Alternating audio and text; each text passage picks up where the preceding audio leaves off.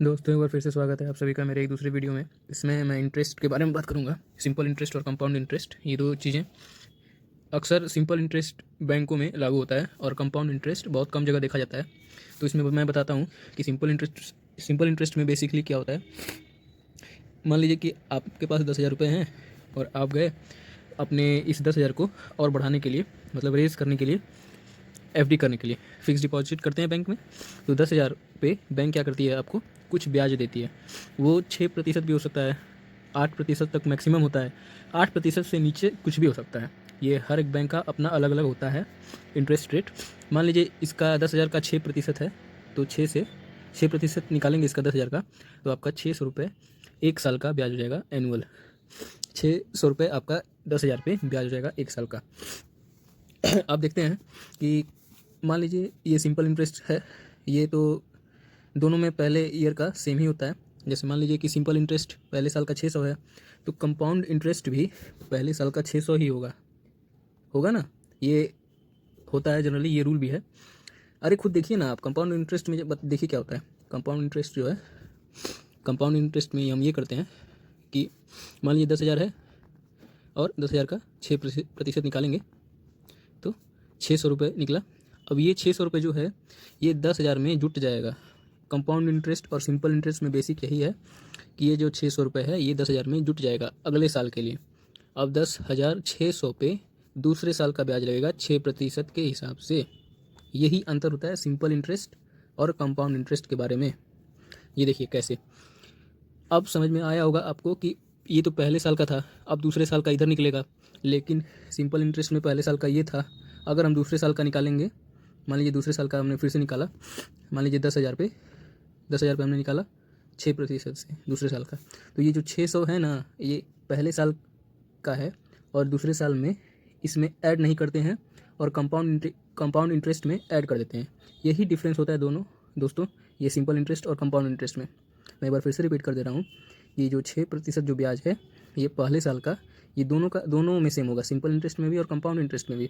लेकिन दूसरे साल में आने पर कंपाउंड में हो जाता है कि पहले साल का ब्याज जुट जाता है और सिंपल इंटरेस्ट में पहले साल का ब्याज नहीं जुटता है।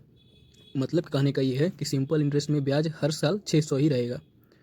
वो ब्याज जो निकलेगा 6%, वो केवल 10,000 पर ही निकलेगा बार बार, चाहे वो 2 साल का हो, 3 साल का हो, 4 साल का हो। इससे ये होता है दोस्तों कि कंपाउंड इंटरेस्ट जो है सिंपल इंटरेस्ट से थोड़ा सा माइनर 0 पॉइंट समथिंग या पॉइंट समथिंग थोड़ा सा बढ़ जाता है इंटरेस्ट के रूप में। मैं आपको आगे आने वाले वीडियोस में सारी बातें बताऊंगा कि कैसे बढ़ता है। फिलहाल मैं आपको लोगों को दिखाता हूँ। अब इसी एग्जांपल पे दोस्तों देखें कि मान लीजिए कि 6% ब्याज है 10,600 पे, पहले साल का था 10,000 पे कंपाउंड इंटरेस्ट, अब 600 इसमें जुट गया, 10,600 हो गया। 10,600 का 6%, 0 से 0 काटिए, 6×4 = 36, 6 3 6 3 6 636 रुपये दूसरे साल का ब्याज आएगा, कंपाउंड इंटरेस्ट आएगा। तो अब दूसरे साल में टोटल मिश्रधन हो जाएगा, जो मिश्रधन बोलते हैं। मिश्रधन किसको बोलते हैं दोस्तों, देखिए, मूलधन अब प्लस ब्याज को मिश्रधन बोलते हैं। दिख रहा है दोस्तों, दिख रहा है आप लोगों को। चलिए, अब दूसरे साल का मिश्रधन क्या हो जाएगा दोस्तों, बताइए। 10,000 कितना हो जाएगा, 11,236, ये हो जाएगा आपका दोस्तों मिश्रधन। दोस्तों, कई बार मेरे मन में ये सवाल आता है कि जितने भी बैंक्स हैं, वो इसमें हम पैसा रखते हैं, तो बैंक की कमाई किस तरह से होती है, बैंक किस तरह से अर्न करती है, तो उसी के बारे में आज हम बात करेंगे। देखिए दोस्तों, जितने भी कॉमर्शियल बैंक्स हैं, इन सभी बैंकों का हेड होता है RBI, reserve bank of India. ये आरबीआई जो होता है, ये क्या करता है, सारे कॉमर्शियल बैंक से कुछ प्रतिशत अमाउंट चार्ज करता है इन अ फॉर्म ऑफ, किसके फॉर्म में, CRR, कैश रिजर्व रेशियो में। ये एक रेशियो होता है जो आरबीआई क्या करती है, चार्ज करती है किस पे, बैंक्स पे। कौन से बैंक्स पे, कॉमर्शियल बैंक्स पे। अब देखते हैं कि सीआरआर की तरह बहुत सारी चीज़ें होती हैं। एसएलआर होता है, statutory liquidity ratio. Liquidity maintain करने के लिए क्या करती है आरबीआई, एसएलआर बनाई। एसएलआर बनाने में क्या होता है कि अगर मार्केट में ज़्यादा पैसा चला जाता है तो आरबीआई क्या करती है, अपना जो रेट होता है इंटरेस्ट रेट उससे बढ़ा देती है, ताकि जितनी भी बैंक्स हैं उन पे लोड पड़े और वे क्या करें, वो जो कमर्शियल बैंक है वो अपने अपने कस्टमर्स के जो इंटरेस्ट रेट है, लोन का इंटरेस्ट रेट। पहले आपको ये जानना होगा कि बैंक जो है, बैंक की प्रॉफिट कैसे होती है। मैं आपको सीधे सीधे इतना बता देता हूँ क्योंकि ये बहुत लंबा चौड़ा टॉपिक है, तो मैं तो जानता हूँ वैसे, लेकिन मैं इसमें बेसिक ही रख रहा हूँ इस वीडियो में। आने वाले समय में मैं उसके लिए भी वीडियो बनाऊँगा। चलिए देखते हैं दोस्तों कि बैंक कमाती कैसे। इंटरेस्ट जो बैंक हमसे लेती है, बैंक जो हमसे लेती है किसके, हम लोग बैंक से लोन लेते हैं, लोन पे इंटरेस्ट बैंक जो है इंटरेस्ट हमसे चार्ज करती है, लोन पे हमसे चार्ज करती है। मान लीजिए हमने 10,000 का लोन लिया, अब 10,000 का लोन पे बैंक क्या करेगी, हमसे 12% चार्ज कर लेगी।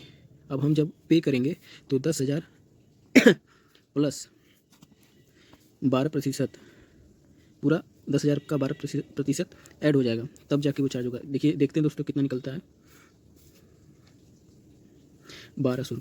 तो हम अगर बैंक को लोन लौटाएंगे तो कितना हम लौटाएंगे, 11,200 रुपये मिश्र धन के रूप में बैंक को देंगे। तो ये जो दोस्तों ये जो 12% है, और ये तो बैंक की सीधी सीधी कमाई है। इसमें से जो कमाई होती है बैंक की, उसमें से जो आरबीआई जो चार्ज करती है बैंकों में, बैंक सारी बैंकों से चार्ज करती है, वो जो मैंने ऊपर बताया आप लोगों को, सीआरआर होता है एक और एक एसएलआर होता है। इस तरह से कुछ और भी होती हैं, लेकिन ये मैं दो मेन बता रहा हूँ क्योंकि इन्हीं चीज़ों पे बैंक क्या करती है, इन्फ्लेशन महंगाई को कंट्रोल करती है। कौन बैंक, सेंट्रल बैंक कंट्रोल करती है। तो ये फिलहाल आप लोगों को जानना जरूरी था। तो आरबीआई क्या करेगी, जो चार्ज करेगी कॉमर्शियल बैंक से माइनस जो कॉमर्शियल बैंक लोन के माध्यम से हमसे चार्ज करेगा 12% रेट से, माइनस कर देंगे। जो बच गया वो हो गया बैंक का प्रॉफिट। ठीक है, बैंक का प्रॉफिट हो गया जो बच गया। अब बहुत सारे खर्चे होते हैं जो बैंक माइनस करती है, फिर उससे बैंक क्या करती है,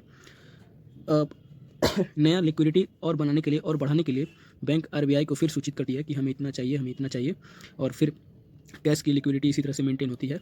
तो दोस्त आप लोग देख ही रहे हैं कि वीडियो थोड़ा सा बढ़ चुका है, लंबा हो गया है, तो मैं इस वीडियो को यहीं समाप्त करता हूँ, और अच्छा लगे तो एक लाइक कर दीजिएगा।